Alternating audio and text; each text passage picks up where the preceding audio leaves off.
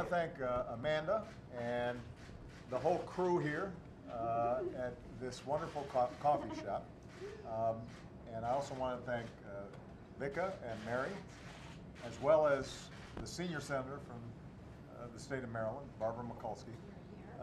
We've had a great conversation about the announcements I'm making today and that I'll amplify in the State of the Union, about how can we support working families so that they have the tools to succeed in this new economy. Now, part of the reality of the new economy is that 60% of households have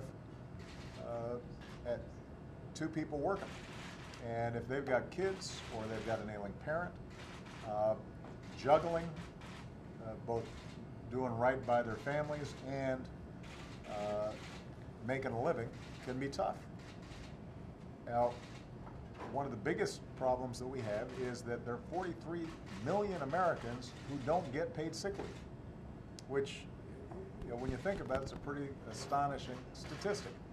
And that means that no matter how sick they are, or how sick a family member is, they may find themselves having to choose to be able to buy groceries or pay the rent or look after themselves or their children. And part of the reason we wanted to have this conversation here was because Amanda, as part of the cooperative that opened this coffee shop, is really adamant as a small business in looking after their employees and providing paid sick leave, in making sure that they're paying above minimum wage.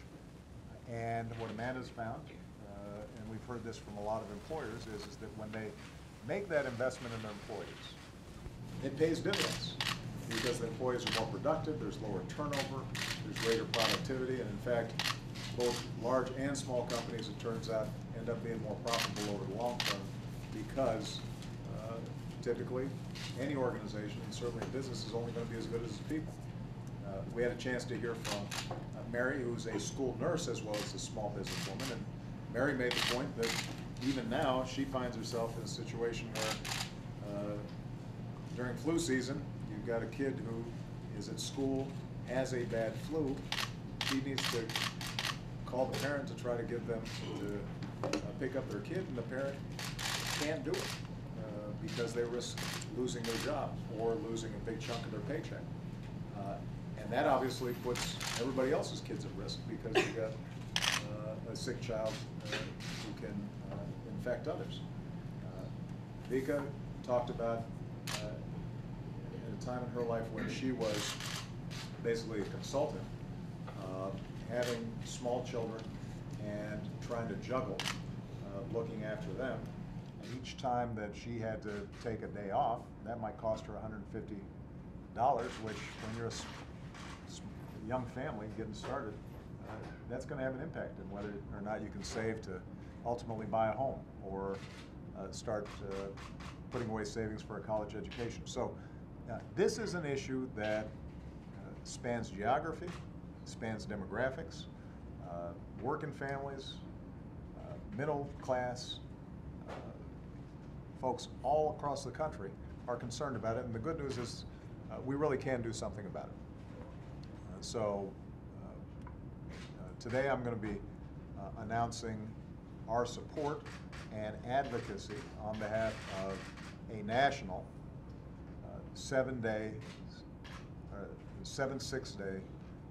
policy all across the country.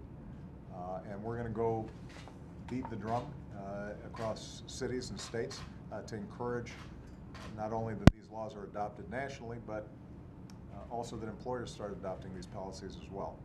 And we're also going to help cities and states study and look at the feasibility of paid sick leave generally, paid family leave generally, because we already have laws in place, the Family Medical Leave Act, that allows people to take time off to look after their sick child or a sick parent, but unfortunately a lot of people just can't afford to take advantage of it. So the good news is the economy has picked up steam. We are past the point of crisis. We've seen 58 straight months of job growth. We have seen 11 million jobs created. The economy is stable and is building momentum.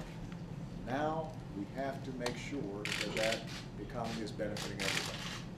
And by adopting the working families agenda, thinking about how we can provide more flexibility to families, thinking about how we can make sure that moms and dads don't have to choose between looking after their kids and doing what they need to do at work, thinking about all those families that are now trying to care for an aging parent. That kind of flexibility ultimately is going to make our economy stronger and is just one piece of what needs to be a really aggressive push to ensure that if you work hard in this country, then you can make it. So I just want to thank this outstanding venue. The food was great. And I ate a little too much, but that's okay. It was off camera. I want to thank Mary, Vika, Amanda, and somebody who's been a champion for working families here in Maryland and across the country for a very long time, Barbara Mikulski. All right? Thanks, guys.